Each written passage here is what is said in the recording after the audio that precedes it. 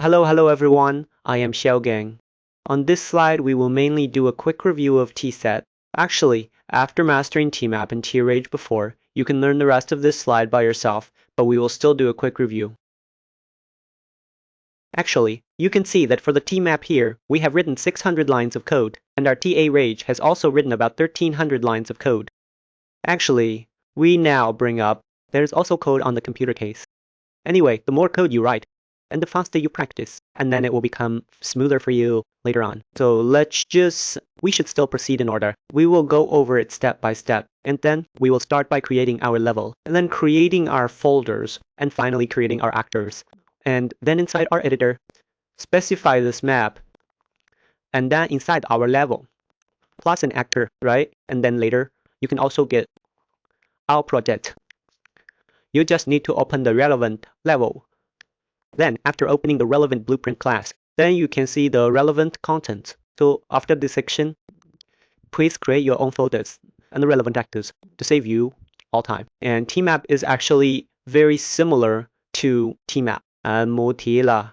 But the difference is that it is the data value itself that acts as the key. Rather, it can be applied to the original. It's an overwritable function that evaluates elements, treating the data itself as the key value and not having the data value associated with a separate key value associated. So because they are very similar, so TSet also supports very fast addition, lookup, and deletion of elements. By default, TSet does not support duplicate keys, but by using a certain version of parameters, you can check some parameters of that version to make it support this behavior. Generally, we actually use TSet for relatively fewer cases. The most used are still containers, like the first two types, and it is a fast container because sorting is not important. And then it only has one element type. Then you can also pass through some parameters to specify its kind of function, this functionality, and then enable this support for multiple swordsmen.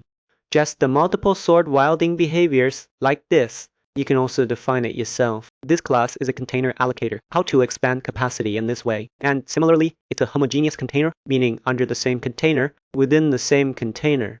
You cannot change its element type. Of course you can. We can, even though it's an actor type pointer, but we can use upcasting. We can let it pass a character reference, or in this form, like a character. So, pay attention to this point. This homogeneous container does not conflict with our upcasting. Because of this, the count of upward transformations is in places like pointers. And this homogeneous container stores pointers here. So, it stores pointers, right? So it's a direct type, which means it supports our structure. Copy,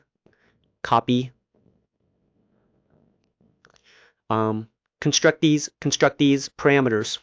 And at the same time, when it copies, it is equivalent to creating a copy number. Then the two sets have no relation, and when it is destroyed, the elements are also destroyed. And then we can also use this key function to hash it. We supplement this static function and then define the type and these pieces of information. Then we can use operators like this for comparisons. We can also use this kind of non-deterministic function to hash the type. By default, we do not support duplicate components. It says it again here, and if you need to, you can also write some functional extensions or something like that. Finally, we can also do this defining the memory allocation behavior, but it might be quite different from our theories. It uses a set-based allocator like this, and then using the number of hash buckets like this kind of allocation method.